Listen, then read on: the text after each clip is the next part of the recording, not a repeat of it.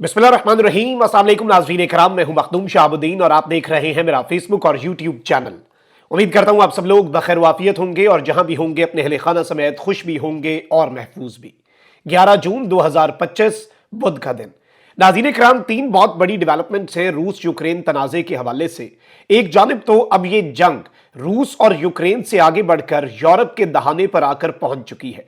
2 दिन पहले जब रूस ने यूक्रेन पर अब तक का सबसे बड़ा हमला किया तो पोलैंड के फाइटर जेट्स जो हैं वो फजाओं के अंदर परवाज करना शुरू हो गए, क्योंकि उन्हें यह लगा कि रूस की जानिब से हमला हो गया है। लेकिन अब एक कदम आगे बढ़ा है रूस। जर्मनी के इंटेलिजेंस चीफ ने यह स्टेटमेंट दी कल के दिन में कि रूस नाटो के आर्टिकल 5 को टेस्ट करने जा रहा है। आर्टिकल 5 क्या है? नाटो का आर्टिकल 5 यह कहता है कि एक मुल्क पर हमला सब मुल्कों पर हमला तस्वर होगा।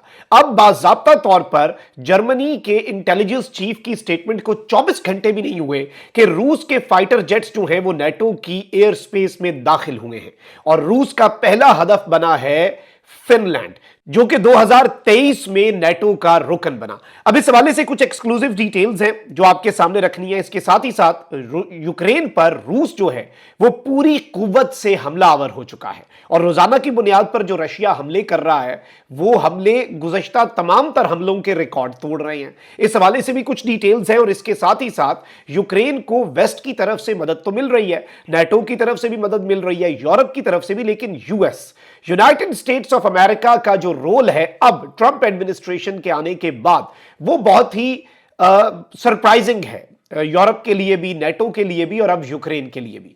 क्योंकि अगर हम ये कहें कि इस 3.5 साल जंग का अब तक का सबसे बड़ा धचका यूक्रेन को अमेरिका की तरफ से लगा है तो ये कहना गलत नहीं होगा। ये तीन बड़ी डेवलपमेंट्स है। हमारी कोशिश ये होगी कि जो भी खबर हम आपके सामने रखें उसका जो सोर्स है वो आपके सामने स्क्रीन पर चलवाया जाए ताकि आपको पता हो कि कौन सी खबर कहां से आ रही है। क्योंकि जब इस तरह के जंगी हालात होते हैं ना तो फिर बहुत सी चीज़ों के अंदर मामलात बहुत डिफरेंट भी हो जाते हैं बहुत दफ़ा, और फिर बहुत सी फेक न्यूज़ और सनसनी भी फैल जाती है। लेकिन हमारी कोशिश ये होती है कि हम क्रेडिबल और वेरीफाइड इंफॉर्मेशन जो है वो अपने व्यूअर्स तक रखें और सोर्स भी साथ आपके सामने चलवा दें ताकि आप देख भी सकें और क्रॉस वेरीफाई भी कर सकें। सबसे पहले नाज़रीन इकराम, आपको ये मालूम होना चाहिए कि जर्मनी जो कि यूरोप में एक बहुत इंपॉर्टेंट मुल्क है दिफाई ताकत के हवाले से और यूक्रेन की खुलकर मदद भी कर रहा है, जर्मनी और फ्रांस और पूरा यूरोप ही कर रहा है। अब ये चीज आपने समझनी है। जर्मनी के जो डिफेंस कमांडर है उसने 5 दिन पहले स्टेटमेंट दी कि रूस ने अनकरीब डायरेक्ट जर्मनी पर भी अटैक कर देना है। 3 साल के अंदर रूस की जो तैयारियां हैं वो बहुत तेज हैं और हमें अपने बंकर्स जो हैं, जेरे जमीन बंकर्स जैसे यूक्रेन के अंदर अभी एक्टिव हो चुके हैं, उन पर काम शुरू कर देना चाहिए और जर्मनी ने उस पर काम तेज कर दिया। अब इंटेलिजेंस चीफ जो है उसने भी स्टेटमेंट जारी कर दी कल कि भाई रशिया जो है वो कोई ना कोई एडवेंचर जरूर करेगा। अब बल्कि मैं आपको ये बताऊं कि इस वक्त इंटरेस्टिंगली आप एक खबर देखें, कीव इंडिपेंडेंट की ये खबर अगर आप अपनी स्क्रीन पर देखें, ये नाटो का जनरल सेक्रेटरी है, वो ये कहता है कि Russia makes a years worth of NATO ammunition in 3 months.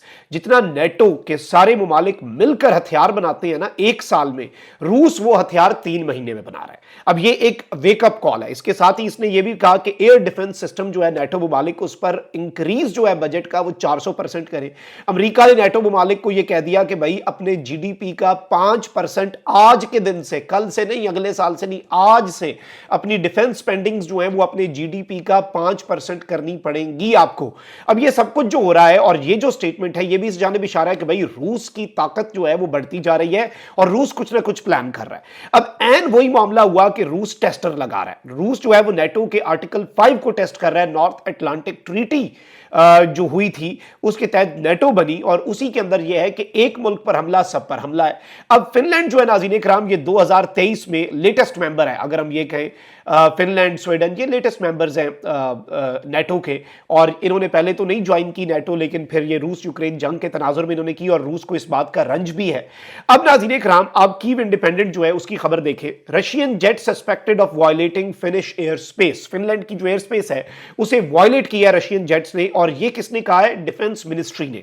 कहां की? फिनलैंड की। फिनलैंड की डिफेंस मिनिस्ट्री ने नाज़रीन इकराम ये स्टेटमेंट दी है और इनके डिफेंस मिनिस्टर एंटी हैकनन जो है उन्होंने कहा है कि इन्वेस्टिगेशन जो है वो एयर स्पेस के ब्रीच के ऊपर हो रही है और इसे फौरी तौर पर इमीडिएटली हमने इन्वेस्टिगेशन लॉन्च कर दिया और फिनिश बॉर्डर गार्ड जो है वो इसे इन्वेस्टिगेट भी कर रहे हैं।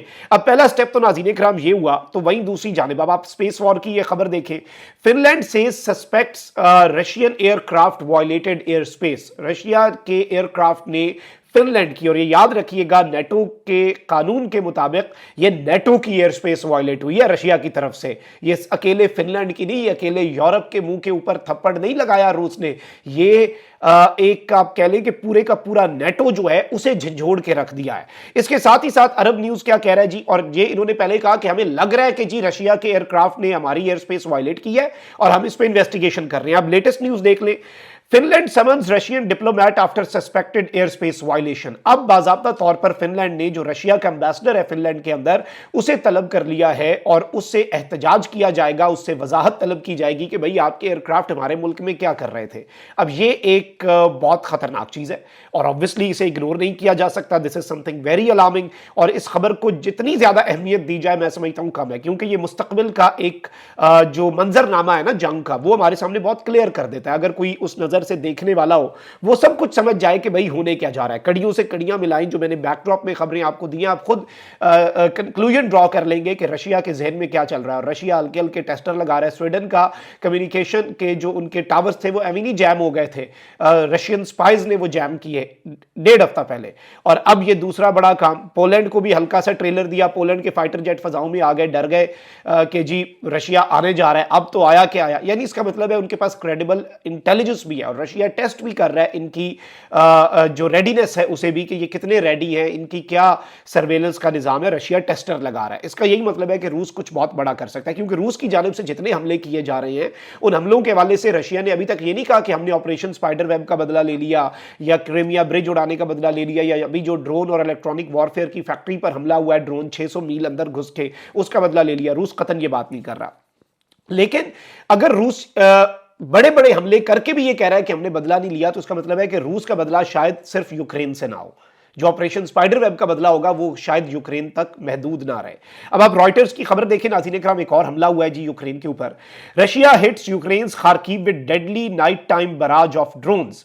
एक और खार्किव शहर जो है, ये खार्किव शहर पहले भी आपको पता है, इस पर तारीख का सबसे बड़ा हमला जो है वो रशिया 3 दिन पहले कर चुका है। अब इस हमले के बाद एक मरतबा फिर खार्किव, जो कि यूक्रेन का दूसरा बड़ा शहर है, खार्किव पर एक बहुत ही डेडली नाइट टाइम अटैक है ड्रोन्स के जरिए जो रशिया ने किया है। और इसकी अगर तफसीलात आप देखें, Russia fires 86 drones and missiles at Ukraine says air force. Ukraine की एयरफोर्स ने यह कहा है कि रशिया ने 86 ड्रोन और मिसाइल जो है वो दागे हैं। यूक्रेन की एयरफोर्स के मुताबिक इन्होंने नाज़रीन कराम 40 ड्रोन जो है वो शूट डाउन किए और इलेक्ट्रॉनिक वॉरफेयर के जरिए 9 ड्रोन जो है उन्हें नाकारा बनाया। लेकिन ये कहते हैं कि 14 लोकेशंस पर स्ट्राइक्स जो है वो कामयाब हुई। North east of Kharkiv region, eastern Donetsk और सदर्न एरिया ऑफ ओडेसा जो है वहां पर बाज़ाब्ता तौर पर हमला हुआ है। और ये एक कंसंट्रेटेड 9 मिनट लॉन्ग अटैक था जो कि यूक्रेन के 3 मकामात पर हुआ, जिसमें खार्किव जो है वहां पर ये डेडली अटैक हुआ है। अब रशिया ने जो ड्रोन्स फायर किए हैं ये अलार्मिंग है, जाहिर बात है, और ये एक मैसेज भी है कि रशिया इस वक्त किसी भी तरह से पीछे नहीं हट रहा। अब यूक्रेन को सपोर्ट चाहिए। व्लादिमीर ज़ेलेंस्की कहता है कि भाई रशिया पर मजीद सैंक्शंस लगाओ, रशिया पर पाबंदियां लगाओ, रशिया को प्रेशराइज करो, फिर रशिया रुकेगा। ऐसे रशिया रुकने वाला नहीं है। यूरोप तो अपनी सारी कोशिश कर रहा है, अमेरिका इस सब के अंदर ट्रंप एडमिनिस्ट्रेशन के बाद पीछे है। उन्होंने कह दिया ना ट्रंप ने कि भाई ऐसे जैसे 2 बच्चे लड़ रहे हैं, ये एक दफा लड़ ले।